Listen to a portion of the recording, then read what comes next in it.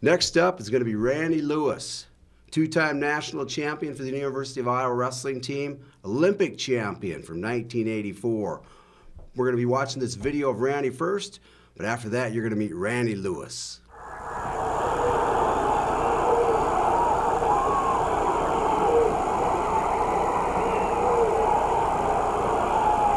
Lewis has him turned here. 30 seconds left in the period.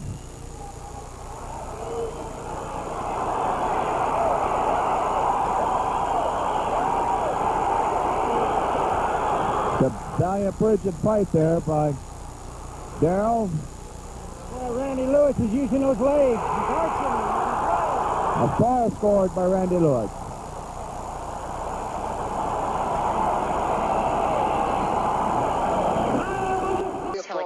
For the call. We're looking at a nervous Randy Lewis from Iowa City, Iowa, wrestled at the University of Iowa. He's going for the gold medal in the 136.5-pound class, and he has really dominated his opponents. He's racked up 52 points with 4 scored against him. Dominated every opponent from the University of Iowa, a two-time NCAA champ in this division. 3. Randy Lewis lives in Iowa City, Iowa. He did it in Tokyo in the red. Here we go, 136. Well, Acacia attacks first. He gets in deep on that double leg, going for the big points, wants to try to lift him. Here's that counter attack of Randy Lewis, and he's down. He countered. Well, here we are with Randy Lewis, two-time national champion, a 1984 Olympic champion. Randy had a chance to wrestle for Dan Gable at Iowa. What was it like to wrestle for Dan Gable? Well, it was real exciting, not just for Dan Gable, but at the University of Iowa, where we were. When I came out of high school, I looked at Iowa, Iowa State, and Oklahoma State. And when I eliminated all the other colleges, every coach told me, like at Arizona State, I eliminated them, and Bobby Douglas told me, you need to, if you're going to eliminate us, wrestle for Dan Gable. I see you as a great fit. And other coaches told me that also. And Gable was my hero growing up.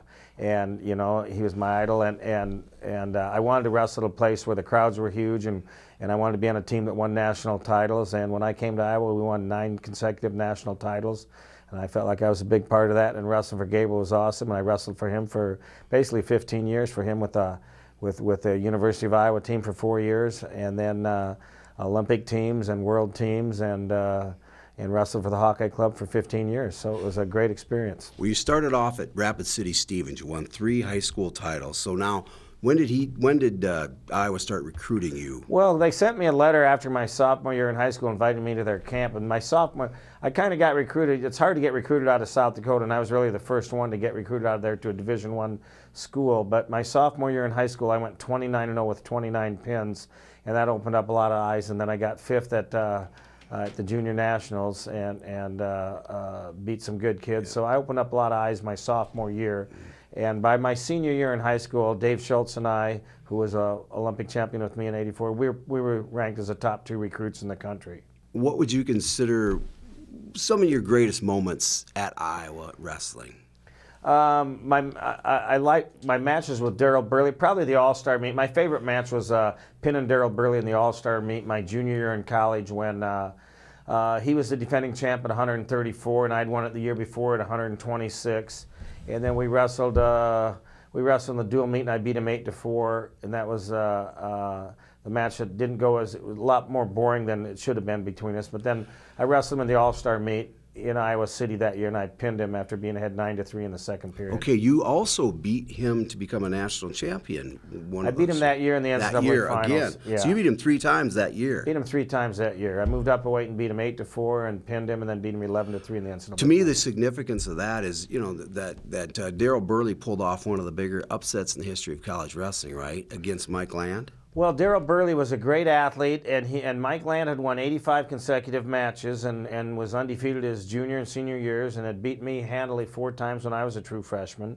And Mike Land won the NCAAs in 1978, beating me in the finals 13-5. Then he moved up a weight to 134 and pretty much handled everybody the whole year. And his closest match the whole year, though, wasn't that big of an upset because Mike Land only beat Darrell Burley 6-5 in their dual meet, and Darrell Burley was a true freshman that year. And I beat Burley 14-13 in a great match where I had to come from 5 points down. I wrestled the first half at 134, so Darrell Burley was ranked #2 in the country, and he was a great athlete. I've probably never wrestled anybody with more talent than him. He was one of my greatest competitors ever. You had a great career at Iowa. You came out of there with 2 championships. Now 1980 rolls around. 1980, you qualify for the Olympic team. That's the year Jimmy Carter said, hey, we're going to boycott these Olympics and we're not going to go to Moscow, right? Yes. You were set to go wrestle at Moscow in 1980. How did that feel, getting the rug pulled out from underneath you?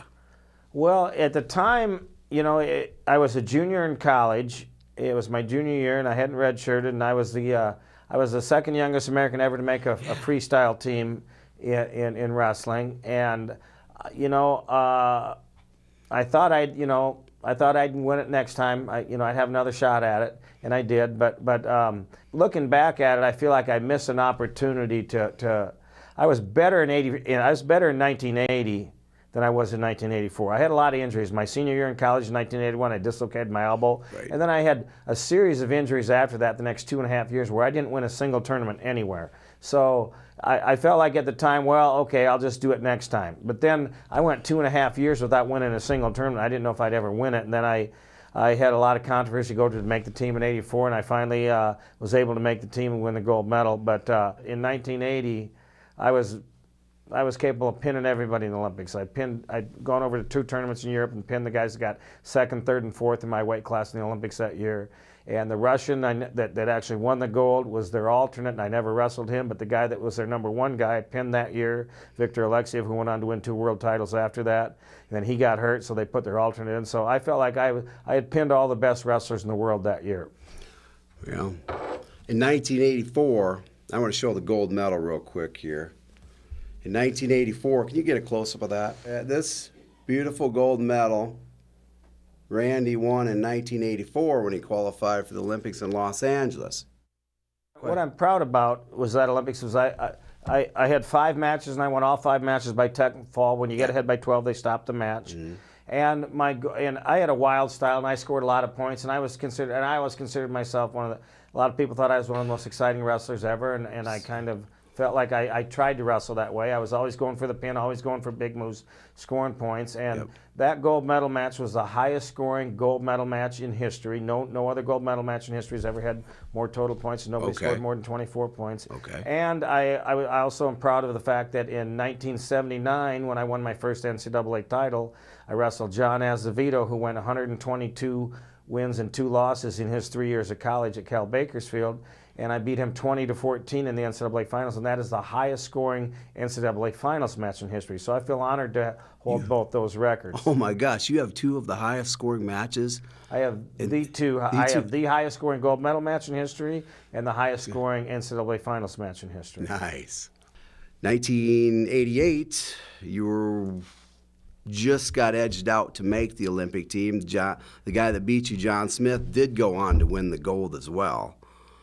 You were really close to being in 3 Olympics. Well, I'll tell you what, in 1988 was the best I ever wrestled. I was better than I was in '84, and I was better than I was in 1980. I think I was better in '80 and '88 than I was in '84 when I won the gold. Okay. But in 1988, in 1987, I had reconstructive major knee surgery. I was out for 11 months. I was not able to wrestle for 11 months, and on January 1st of 1988, I wrestled hard for the first time in 11 months. And in the next 3.5 months, I beat the defending world champ from Russia. I beat John Smith at Topeka at the Olympic trials, and he'd won 135 matches in a row. And I had to get in shape and lose 30 pounds in all that time. And so what I did in 1988, to me, is probably the best thing I've ever done. Most people, what you've done, would call it a day after that amazing career. But 15, 17, 20 years later, you said, I'm strapping on the singlet and I'm going to go at it again, didn't you? Well, I last competed in 1992. I went out on I was actually 1992 was my 5th Olympic trials that I tried out for. I tried out for them as a junior in high school in 1976. And in 92, I moved up to 149.5 pounds. So it was 17 years later, 2009. I was 3 weeks before I turned 50, and I'd always wanted to wrestle in one more tournament just for fun. And I tried to train for it about 3 or 4 times, and every time I trained, I got hurt. My body broke down. And so these guys, my nickname's Lubu, and they said, everybody kept telling me, Lubu, just don't train, just show up and wrestle. You wrestled against guys that are just gotten out of college, national type wrestlers. Your first match you win against James, help me out, some guy named James. You won that. I won my first 2 fairly matches. Easy. Yeah, first 2 matches.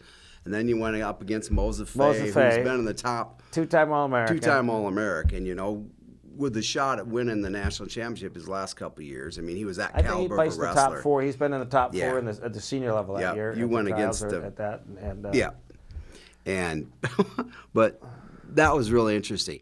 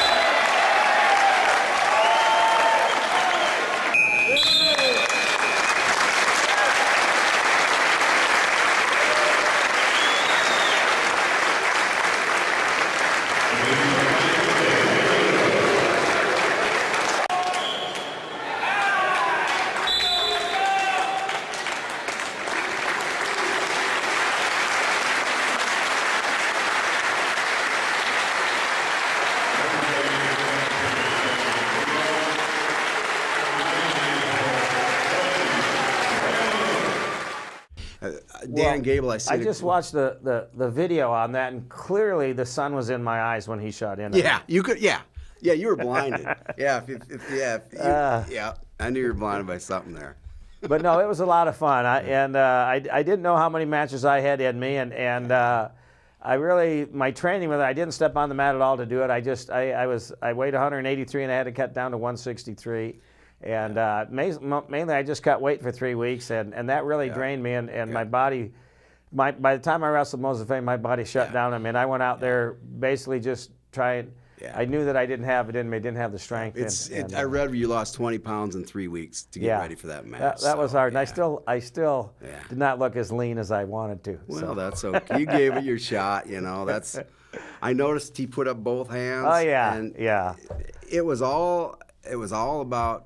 Well, I think you know what, I enjoyed wrestling so much, and like, you know, I knew if I tried, I knew I was going to get beat. I didn't know how many matches I'd win, but a lot of, you know, I'd wrestled some good people in practice and done very well for them for a short time, and a lot of people thought I had a chance to win. And I thought if I like pinned the first 2 guys early and conserved my energy and things went my way, I thought I had a chance. But by the time I wrestled that 3rd match, my body was shut down. I knew that I knew that I was going to be unable to do it, that I bit off a little more than I could chew. But that wasn't the first time that my mouth had written a check that my body couldn't cash.